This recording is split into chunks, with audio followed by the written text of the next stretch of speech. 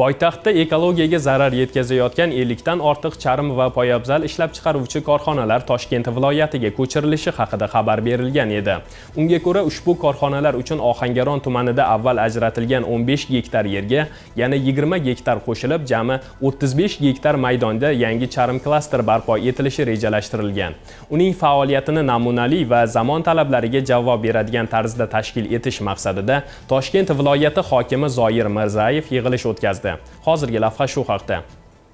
Ohangaron tumani Ubayt mahalla fuqarolar yig'ini hududidagi charm sanoatiga ixtisoslashgan korxonada tashkil etilgan muloqotda tadbirkorlar, loyiha tashabbuskorlari va mutasaddi tashkilot vakillari ishtirok etishdi. Viloyat hokimi tashabbuskorlarning taqdimoti bilan tanishib, loyihaga jiddiy kirishish va barcha jihatlarga e'tibor qaratish lozimligini ta'kidladi. Mahalliy ishlab chiqaruvchilarga ko'proq imkoniyat yaratish maqsadida barcha yerni chet ellik investorlarga berib yuborilmasligini hamda loyihalar uchun maydon teng taqsimlanishi aytib o'tildi.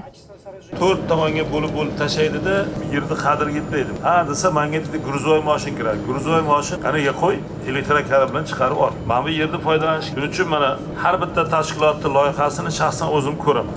Tushunasiz? Yana aytaman, bitta mana kecha nimada yuqori Chirchida klasterda qildik. Birinchi etajida og'ir qo'yadigan nimalarni qildi.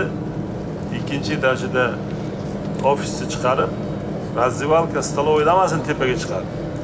İşlerse qilmay, uchun bu yerda qadrga yetadigan bo'lish kerak hammasi. 20 gektarni yaxlit olib qilaman degan tadbirkor borda, chet el fuqarolari bor. Yaxlit olib, men aytdim, yo'q, o'zimiznikilar olsin.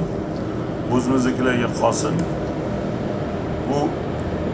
Bu bir-birini to'ldiradigan bo'lsin. Shuningdek, muloqotda yer maydonidan unumli foydalanish maqsadida korxona binolarini 2-3 qavatdan qurish, sanoat zonasining tabiatga zararini kamaytirish bo'yicha rejalar ishlab chiqish yuzasidan topshiriqlar berildi.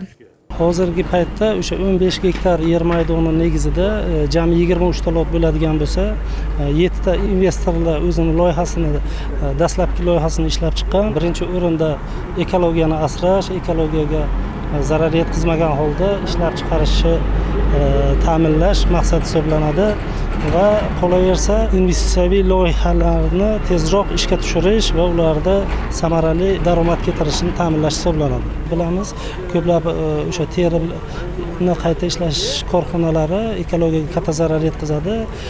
Bu borasida o'sha terini qayta ishlash korxonalariga suv tozalash inshootlarini qurish, ulardan chiqadigan chiqindilarni o'sha innovatsion texnologiyalarni joriy qilish yo'li bilan tabiatga zararini kamaytirish, maksimal darajada kamaytirish asosiy maqsad qilib qo'yildi.